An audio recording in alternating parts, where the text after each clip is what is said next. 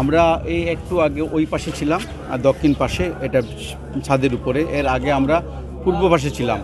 ছাদের উপরে উঠে যখন দেখলাম আমরা এই যে ফায়ারম্যান যারা, ফায়ার ফাইটার যা বলে, এরা কিন্তু আপ্রাণ চেষ্টা করছে, টিন খুলে খুলে ভিতরে ঢুকছে, কিন্তু খোলার সাথে সাথে বিস্ফোরণের মতো আগুন উঠে এবং ধোঁয়া উঠে। এই ধোঁয়ার কারণে আমি নিজে দেখছি দুজন ফায়ার ফাইটার পড়ে গেছে, ওই টিনের মধ্যে শুয়ে গেছে, কারণ অক্সিজেন অভাব হচ্ছিল।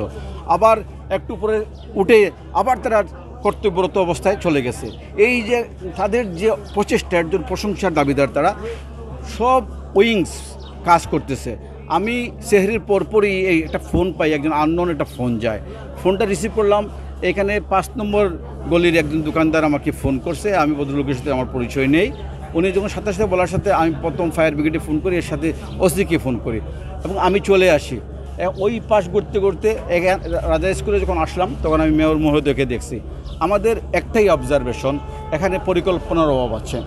আগুন নিয়ন্ত্রণ করা যাচ্ছে না, কারণ ফায়ার সার্ভিস, ফায়ার ব্রিগেডের গাড়ি, বিভিন্ন উপকরণ সব থাকার পরও নিয়ন্ত্রণ করা যাচ্ছে না, কারণ জায়গা মতো টু দ্য পয়েন্ট আমরা সেখানে পৌঁছতে পারতেছি না এবং আগুন দিতে পারতেছি, মানে পানি দিতে পারতেছি না।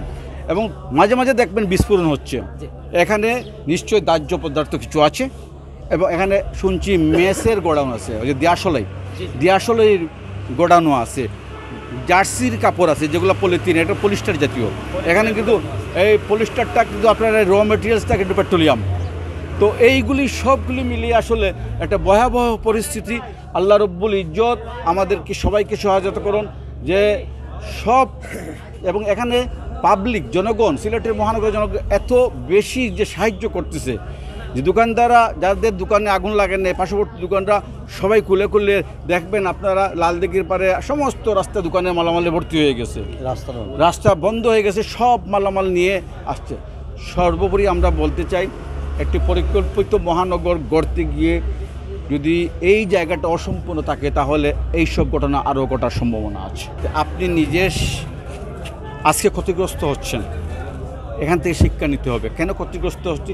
এখানে শর্ট সার্কিট নিশ্চয়, আমি কম দামের তার লাগাবো, এখানে একটার লাইন আরেকটা, এখানে অনেক অবৈধ লাইন থাকার সম্ভাবনা বেশি, আমরা যেটা বুঝলাম।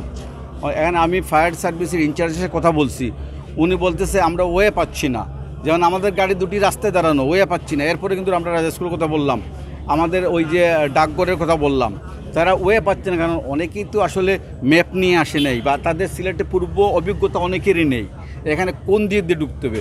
সর্বোপরি সবচেয়ে আরও খারাপ পরিস্থিতি হতো, তাৎক্ষণিকভাবে সবাই মানে এই অ্যাক্টিভ হয়ে যাওয়ার কারণে এটা হয়েছে। সবার পরে এই জিনিসটি আমরা বলতে চাই, আমাদেরকে সচেতন হতে হবে।